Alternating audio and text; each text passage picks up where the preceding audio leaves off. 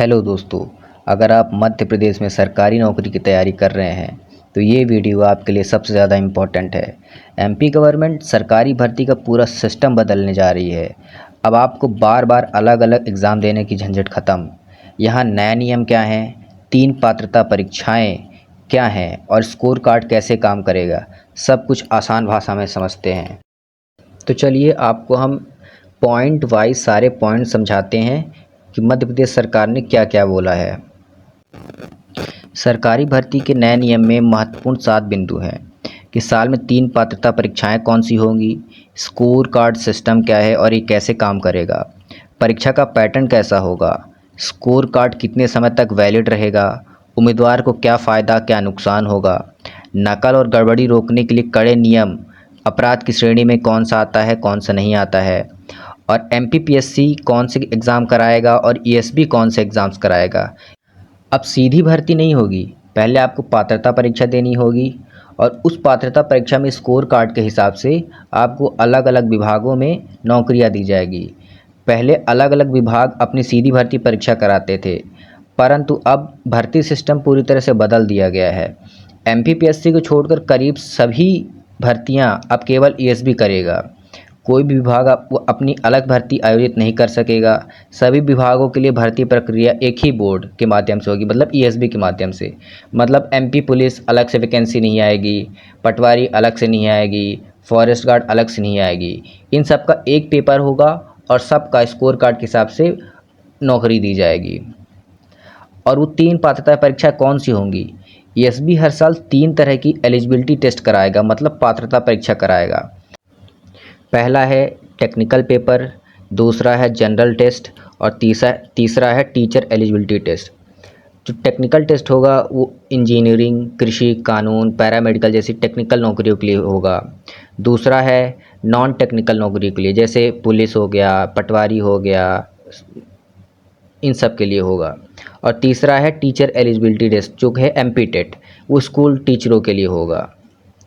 उसके बाद अब 3 पात्रता परीक्षा के बाद जो आपको स्कोर कार्ड मिलेगा, तो स्कोर कार्ड सिस्टम कैसे मिलेगा और ये कैसे काम करेगा। इसमें न्यूनतम अंक जरूरी होगा। परीक्षा में सरकार द्वारा तय किए गए मिनिमम मार्क्स लाने पर ही अभ्यर्थी को स्कोर कार्ड मिलेगा। मतलब अगर आपको 60% बोल दिया कि इतना लाना है तभी आपको उसके बाद स्कोर कार्ड मिलेगा। अगर नंबर तय सीमा से कम आए तो स्कोर कार्ड जारी ही नहीं होगा। परसेंटाइल में रिजल्ट होगा। परीक्षा का रिजल्ट परसेंटाइल स्कोर के रूप में आएगा। एक स्कोर के आधार पर कई नौकरियां मिलेंगी। मतलब जब भी कोई सरकारी विभाग भर्ती निकालेगा तो आपको दोबारा नई परीक्षा देने की ज़रूरत नहीं है। आप इसी स्कोर कार्ड के आधार पर सीधे आवेदन कर सकेंगे और कट ऑफ जारी हो जाएगा। स्कोर सुधारने का मौका भी मिलेगा आपको। अगर आपको नंबरों से खुश नहीं हैं तो अगले साल फिर से परीक्षा देकर आप स्कोर बेहतर कर सकते हैं। यानी एक बार पात्रता परीक्षा पास करने और स्कोर कार्ड प्राप्त करने के बाद आप कई नौकरी के लिए एलिजिबल हो जाते हैं और बार बार परीक्षा देने की ज़रूरत नहीं पड़ती है। और परीक्षा का पैटर्न कैसा होगा, तीसरा पॉइंट है परीक्षा का पैटर्न कैसा होगा। टेक्निकल पेपर के लिए इस परीक्षा में 25 प्रश्न समान विषयों से आएंगे और 75 प्रश्न टेक्निकल विषय से आएंगे। और जो आपका सामान्य पात्रता परीक्षा होगा, जनरल पेपर होगा, उसमें 4 बराबर हिस्से होंगे। 25-25 नंबर के 25-25 सवाल होंगे, मतलब 100 नंबर का पेपर होगा। इसमें पहले पार्ट में होगा सामान्य ज्ञान, करंट अफेयर्स और मध्य प्रदेश सामान्य ज्ञान। दूसरे में होगा गणित और रीजनिंग। तीसरे में होगा डेटा इंटरप्रिटेशन और चौथे में होगा कंप्यूटर से रिलेटेड। तो ये होगा परीक्षा का पैटर्न। अब चौथा पॉइंट है स्कोर कार्ड कितने समय तक वैलिड रहेगा। तो सामान्य और टेक्निकल पेपर का जो स्कोर कार्ड होगा, रिजल्ट आने के अगले 2 वर्ष की 31 दिसंबर तक स्कोर कार्ड वैलिड रहेगा। मतलब लगभग 2.5 साल तक। मतलब समझो अगर ये आपको अगस्त में पेपर होता है तो अगले, मतलब अगर मान लो 2026 में आपका पेपर हुआ तो 26 में से 28 की 31 दिसंबर तक ये आपका स्कोर कार्ड वैलिड रहेगा।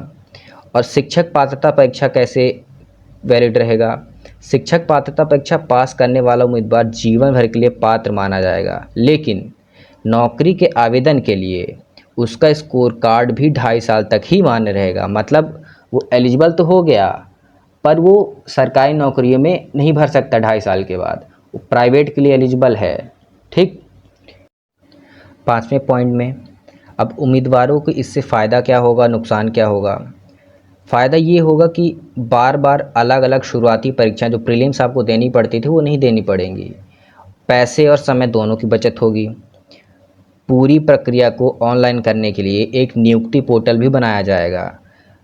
उसी नियुक्ति पोर्टल पर सरकारी नौकरी की सारी आवेदन और मेरिट लिस्ट और ज्वाइनिंग की पूरी प्रक्रिया ट्रांसपेरेंट तरीके से होगी। ठीक। अब छठे पॉइंट में देखते हैं नकल और गड़बड़ी रोकने के लिए क्या नियम बनाए गए हैं। परीक्षा में होने वाले फर्जीवाड़े को रोकने के लिए सख्त प्रावधान किए गए हैं। पहला नंबर, अगर कोई अपनी जगह किसी और परीक्षा को बिठाता है या खुद किसी और की जगह बैठता है तो उम्मीदवारी तुरंत रद्द कर दी जाएगी। दूसरा, फर्जी मार्कशीट या नकली दस्तावेज देने पर भी उम्मीदवार को अयोग्य घोषित कर दिया जाएगा, मतलब फर्जीवाड़ा ख़त्म।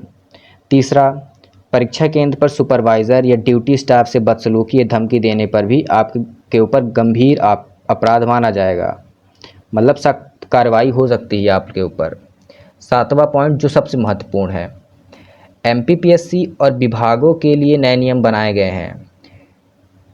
अब सभी सरकारी विभागों को हर 30 सितंबर तक अपने खाली पदों की जानकारी अनिवार्य रूप से देनी होगा, मतलब 30 सितंबर से पहले आपको अपने विभागों की सारी सरकारी पदों की रिक्तियां देनी होंगी। दूसरा, एमपीपीएससी अब अलग अलग पदों के बजाय सिर्फ 5 बड़े शैक्षणिक और तकनीकी समूह बनाकर संयुक्त परीक्षा कराएगा, जिसमें राज्य सेवा, वन सेवा, इंजीनियरिंग, स्वास्थ्य और उच्च शिक्षा शामिल होगा। तीसरा, बिना लिखित परीक्षा के इंटरव्यू, अगर किसी पद के लिए कुल सीटों के मुकाबले 3 गुना से कम आवेदन आते हैं तो पीएससी बिना लिखित परीक्षा के सीधे योग्यता और अनुभव के आधार पर इंटरव्यू ले सकेगा। आरक्षण नियम में बदलाव, उम्र, अंक या योग्यता में छूट का लाभ लेने वाले आरक्षित वर्ग के अभ्यर्थियों को अब सिर्फ आरक्षित सूची में ही गिना जाएगा, उन्हें जनरल आरक्षित सूची में जगह नहीं मिलेगी। मीन्स अगर ओबीसी का बंदा एज में छूट ले लेता है तो वो जनरल से फाइट नहीं करेगा, वो अपनी कैटेगरी में ही फाइट करेगा। ठीक। ये हो गया 7वां नियम। तो दोस्तों, ये था एमपी गवर्नमेंट का नया रिक्रूटमेंट सिस्टम। गवर्नमेंट ने इस पर 5 जून 2026 तक जनता से सुझाव मांगा है। आपको क्या लगता है, नया स्कोर कार्ड सिस्टम स्टूडेंट्स के लिए फ़ायदेमंद है या नहीं? कमेंट करके ज़रूर बताएं। वीडियो अच्छी लगी हो तो चैनल को सब्सक्राइब ज़रूर करना। मिलते हैं अगले वीडियो में।